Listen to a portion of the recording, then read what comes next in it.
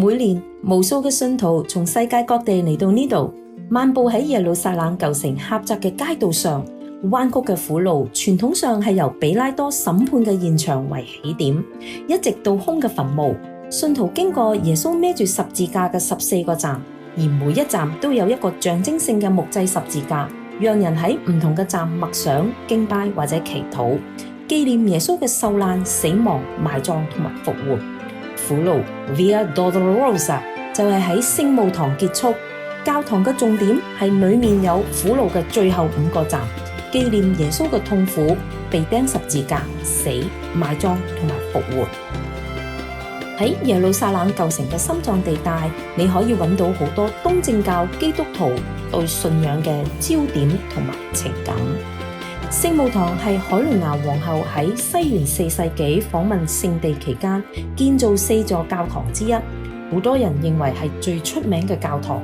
海倫娜皇后係君士但丁王嘅媽媽，君士但丁王將羅馬改革成為一個基督教帝國。儘管我哋唔能夠確定佢背後真正嘅動機，但係我哋確實知道佢媽媽海倫娜係一位真誠嘅信徒。海倫娜皇后說服咗君士但丁王，讓佢用皇室嘅贊助嚟到揾基督教傳統遺物。呢個活動被稱為世界上第一個考古學探索。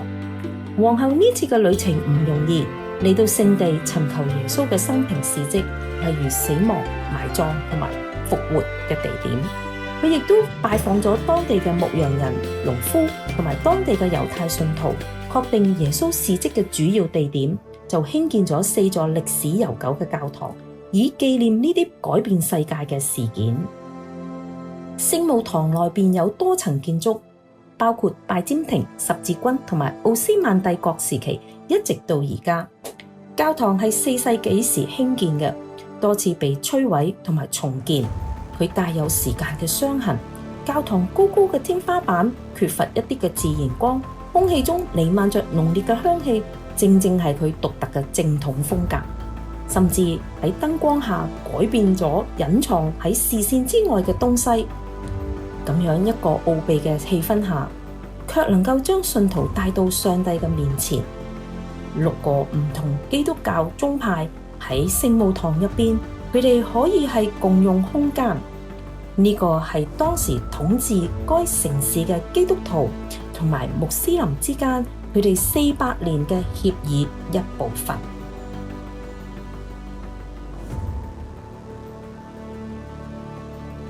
教堂嘅鎖匙係由2個穆斯林家庭掌管嘅。